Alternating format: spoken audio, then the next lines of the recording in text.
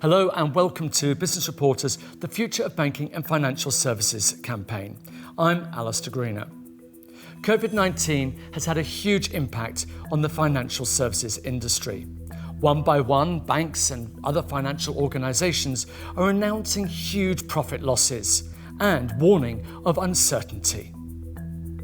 A big part of these losses is bad debt, which costs each major bank billions.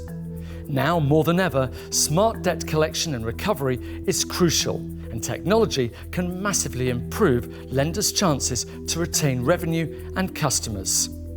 Our expert guest from FICO now joins us to tell us how data-driven debt management can turn this crisis into an opportunity.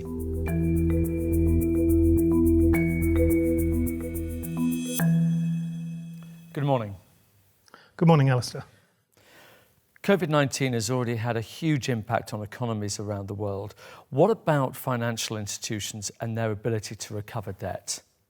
The financial institutions are challenged. Everybody knows that. Everybody can read about it on a daily basis. Their NPL ratios we're already seeing are forecasted to be between 4 and 6 times pre-Covid. In past financial crisis, that ratio has typically only gone up to 2.5 times pre whatever the crisis was. They know that they've got serious strain on their balance sheet, and they're struggling with how they're going to address that. And what's the difference today? What are the new things that organisations are having to contend with that they didn't have to contend with before?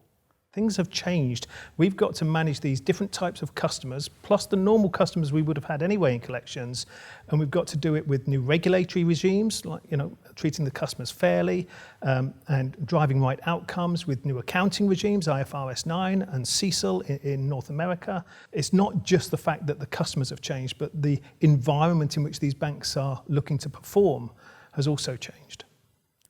So looking in broad terms, what would the solution look like? The solutions around making the right decisions are all about orchestrating and wrangling different types of data, being able to take that data and combine it with existing information that you have into very prescriptive analytics, and then being able to operationalize those prescriptive analytics so that you can drive decisioning in rules engines and workflows. You need workflow that can handle the scale. And the other big challenge is the customer engagement. We're in a 24/7, 365 world now, and it has to be digital, it has to be multi-channel, it has to be interactive, just to get the best response back from your customers. And if you're not driving the right insights to contact the right customers with the solutions that they need to help them through their financial difficulties, you're going to have problems. It is about being able to leverage real-time AI, machine learning. I know these are buzzwords, but they're out there now. And if this goes, as you say, that sounds great. What happens if banks do get this right? If the banks get this right, they'll keep the good customers in bad circumstances when they return to being good customers. It's terminology that isn't the best terminology, but it's what the industry uses. And that's going to be absolutely imperative, because the front end of the business is going to struggle to originate business. It's difficult to take on board new customers when new customers are not confident about the economic outlook, and also have constraints on their own wallet. So the front end of the business can't fill up the jar. So the back end of the business has to keep all those it's worth keeping. Tell us a bit about FICO. Where do you fit into all of this? What kind of solutions are you offering? We focus on the analytics tools, the artificial intelligence and the machine learning. Our artificial intelligence solutions stem back 25 years. They're not yesterday's, fashion statements. They're proven. These sophisticated tools of AI and real-time and machine learning are needed now. People have the scale they didn't have before, and they have the need they didn't have before. The workflow management tools that are now more configurable by the business than code customized by IT. That takes a long time. Now, configurable is quick, it's agile, and it caters for many, many different sub-cohorts and parallel treatment strategies. They're available now, and you need them now when you're relying on automation to pick up the workload. And then the omni-channel platform, 7 to 10 channels, interactive, digital, 24/7, channel hopping, all the stuff that customers are expecting because they get it in other parts of the bank.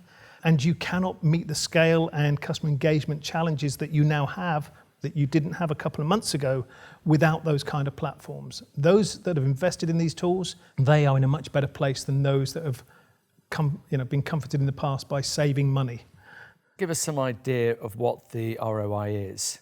In collections and recovery, and remember, impairment and provisions are typically the third largest liability on a balance sheet. So when you can make small marginal percentage improvements in the collection space, you'll make huge impacts on a balance sheet. Let me use some extreme cases. Project in Ukraine, significant corruption, worst economy hit during the global financial crisis. This wasn't long afterwards. Restructuring optimization, a 16-week project. They presented at one of our conferences on how they took 40% provision out of their bad debt charge as a consequence of the solutions that were deployed. I've yet to see a collections and recovery case, almost without exception, that isn't somewhere between, at minimum, a 5 and 11 return on investment within year one. And it's going to be very interesting to see how this all pans out. You've certainly given us a huge amount to think about.